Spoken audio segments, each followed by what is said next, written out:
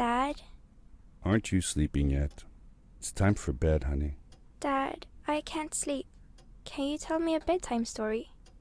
All right. What do you want to hear? Something about an adventure. I think I know just the thing. When I was your age, my biggest dream was to follow my Uncle Fred on one of his adventures around the world.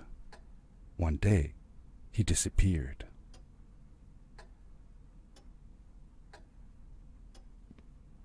I stepped into the lobby of my uncle's house. It lay just across the hill from where I lived with my mother, your grandmother. She had tried to keep me from going, but I wanted to see if Fred was home yet from his latest adventure. My uncle used to send me postcards from his long journeys. Greetings from Nepal, Galapagos, Kilimanjaro, the Amazon River. This was the first time he had left without a word, without sending cards.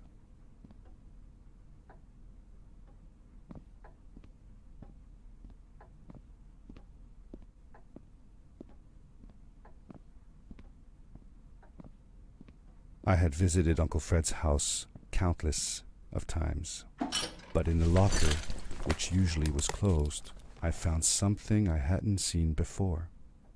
It was an adventure suit. It resembled the one that Fred used, but smaller in size. Curiosity got the better of me, and I tried it on. It fit like it had been custom made for me. The most mysterious room of my uncle's house was the observatory. There he kept his newest experiments, and right now it held a pad used for disposing of garbage. Uncle Fred had warned me not to touch any of his things. But, as I said, I was a curious child.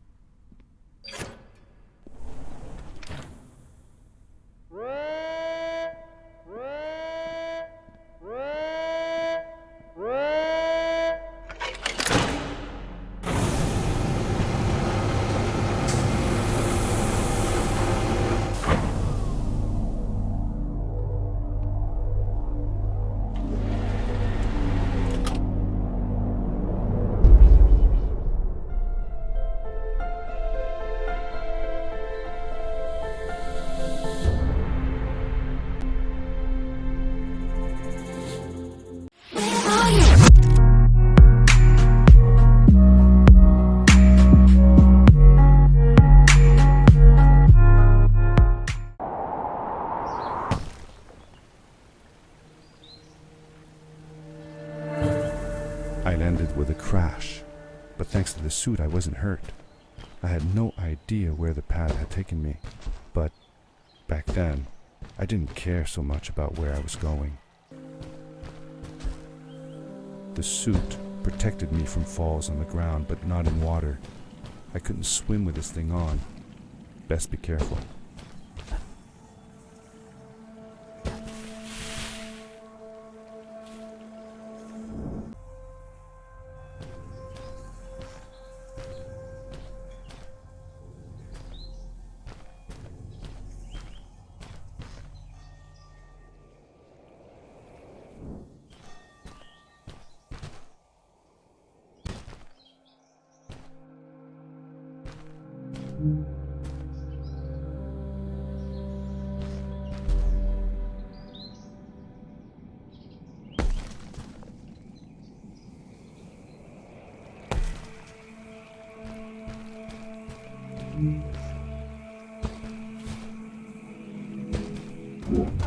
The power core I found activated the suit's grappling device when I picked it up. It must have been left here by my uncle.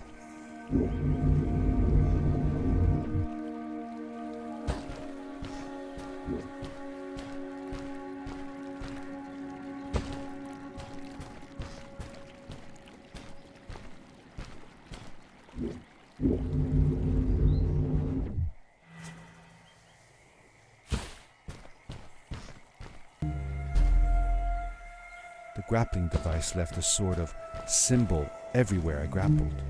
I noticed similar symbols already there in the cave, and I was getting more and more certain that this place was where Fred had gone.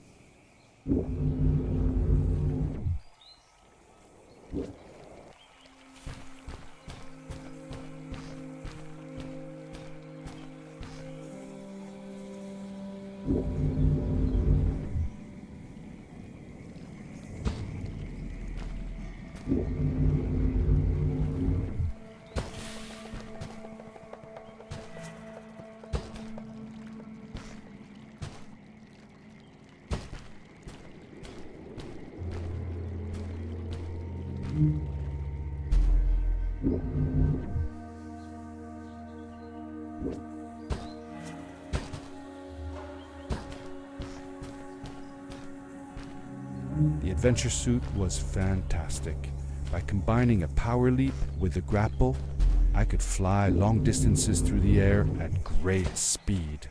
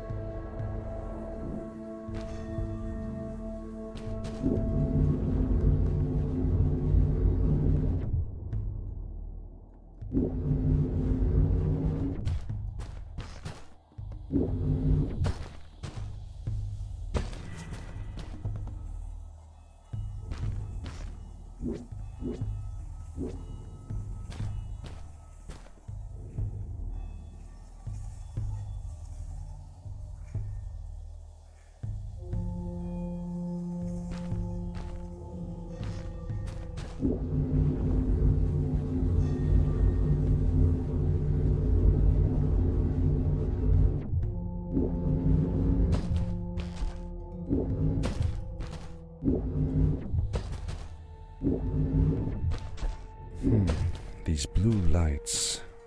Did Fred put them here? Or was somebody else here as well?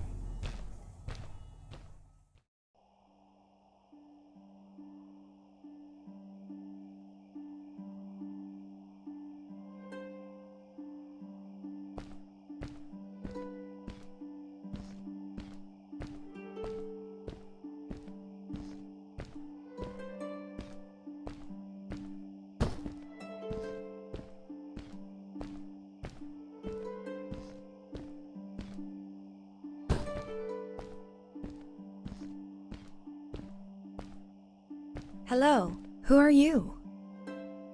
You're not from here.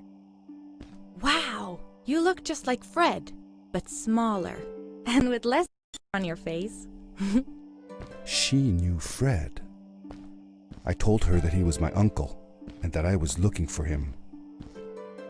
What's an uncle? I said that that I had known him all my life. Really? Me too. I'll help you find him. I'm Madeline. The others call me Mad Maddie sometimes. I don't know why really, but you can call me Maddie. You've never been to the village, right? Let's meet over there in the square. I'll show you around. I bet you can get there easily with your suit thing. So, I'll see you there. I couldn't believe it. An underground village inhabited by frog people, or more like salamanders. Either way, they walked like humans, they talked like humans. How is that possible?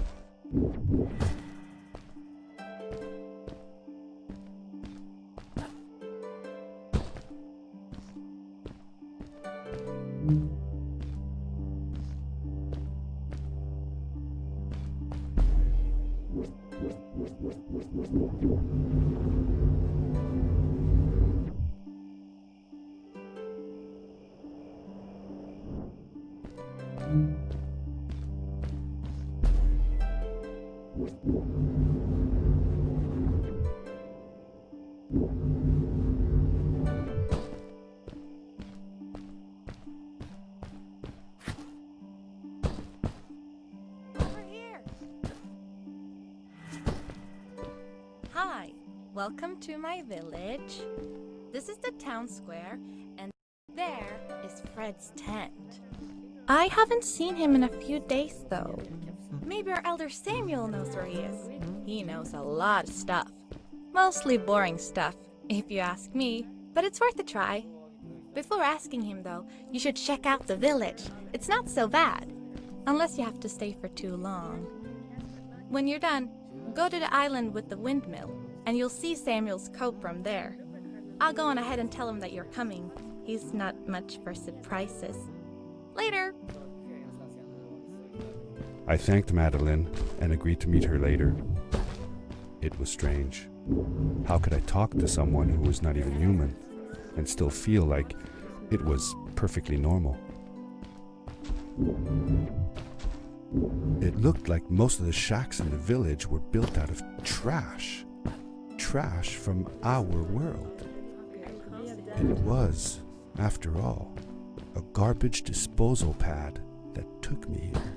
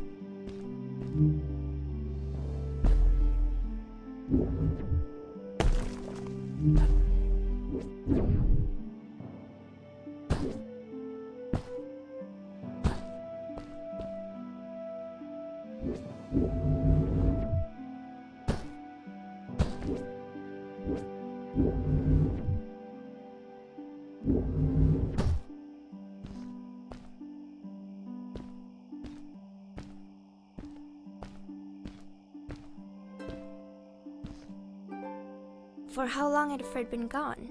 I'm not sure. A couple of months, I think. Less than half a year for sure. I remembered hiking with him the summer before, but when I counted the days in his journals and from when I last saw him, it didn't make sense. Maddie said that she had known him all her life. Maybe she meant it figuratively. Like she didn't really mean it. Like when you say you'll die if you don't get a puppy for your birthday. That's true, though.